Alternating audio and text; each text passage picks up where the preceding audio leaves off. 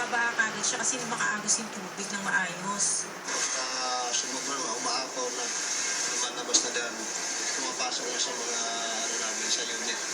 Kuya, isa na namang email ang natanggap ng ating team tungkol sa di umano'y nakapipikong creek na matatagpuan dyan sa Mandaluyong City. Kaya naman, sumugod ang ating team para alamin kung ano nga ba ang kinapipikunan nila. Ang inireklamong creek, kuya, ay itong Buhangin Creek na matatagpuan sa Plainview, Mandaluyong City.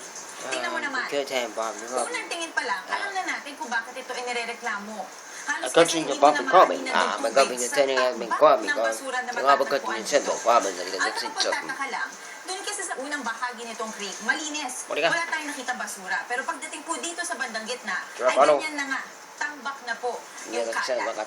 Now, sabi ng mga residente rito, kapag daw umuulan, may tendency na mag-overflow yung creek na yan. At dahil sira yung breakwater na supposedly ay naghaharang doon sa tubig ng creek dito sa mga bahay, ang nangyayari, yung tubig dyan sa creek, pumapasok pa sa bahay ng mga residente. Kaya naman hindi nakapagtataka na maging sanhi talaga ito ng mga sakit, lalo na ngayon, at ang at mas prone sila sa pagbaha. Basta ngayon po kasi, dito sa may San Rafael, hindi, wala nang gumagawa. Hindi kami makalabas pag may tubig na rito. Nakakulong lang kami sa loob ng bahay kasi yung takot namin yung tubig, marumi.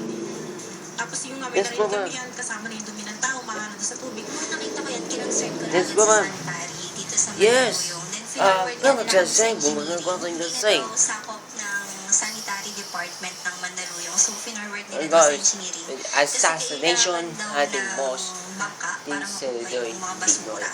And hanggang ngayon wala kasi silang action.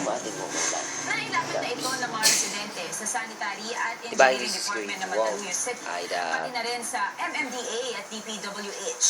Pero magpasa hanggang ngayon, wala pa ring feedback. Kaya naman sa mga departamento at maging sa mga nabanggit na ahensya, baka naman po maaari na itong bigyan ng aksyon sa lalong madaling panahon. At huwag na natin hintayin na magkasakit pa ang ating mga kababayan. At para naman po sa ating mga kasambahay, lagi po tayo maging mapagmasid at mapagbatian at lagi ibundar ang mga nakapitikong tao at bagay sa ating bayan. Bawal ang pikon! Pagka siguro merong nagreklamo, may maglilinis, bas wala na naman.